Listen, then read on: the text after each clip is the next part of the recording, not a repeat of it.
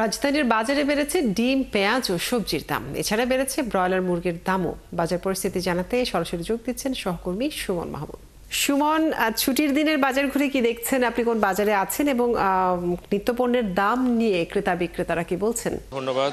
আপনি জানেন যে আজকে সরকারি ছুটির দিন। এই ছুটির দিনকে কেন্দ্র করে আসলে যারা কর্মজীবী যারা আছেন তারা আসলে বাজারে আসেন এবং এক সপ্তাহের যে বাজারটি আছে সেই বাজারটি তারা এই শুক্রবারই করে থাকেন। আমরা এই মুহূর্তে রাজধানীর কারণ বাজারে আছি। কারণ বাজারে যে কাঁচা বাজার রয়েছে, কাঁচা বাজার ঘুরেছি আমরা সকাল থেকে। সেখানে আমরা বিক্রেতা যারা আছে তাদের সঙ্গে কথা বলেছি। তারা যে বিষয়গুলো আমাদেরকে জানিয়েছেন যে শীতের যে সবজি রয়েছে সিম, সেই সিমের দাম এখনও বাজারে সবচেয়ে বেশি, যার মূল্য রাখা হচ্ছে প্রতি কেজিতে 180 টাকা করে।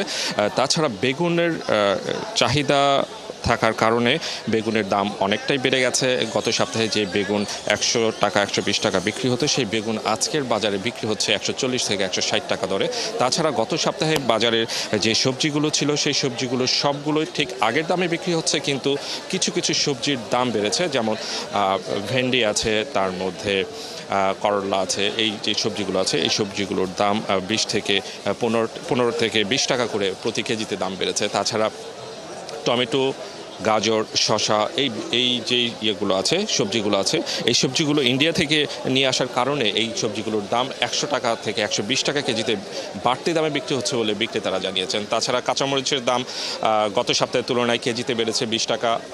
তাছাড়া পেঁয়াজ যেটি রয়েছে, পেঁয়াজের দাম বেড়েছে কেজি প্রতি 5 টাকা।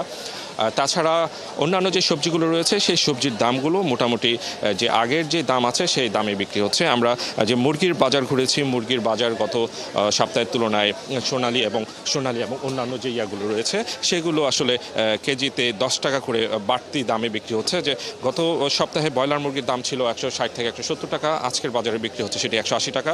তাছাড়া সোনালী মুরগি গত সপ্তাহে বিক্রি হচ্ছে 260, 270, আজকে বিক্রি হচ্ছে 280 টাকা।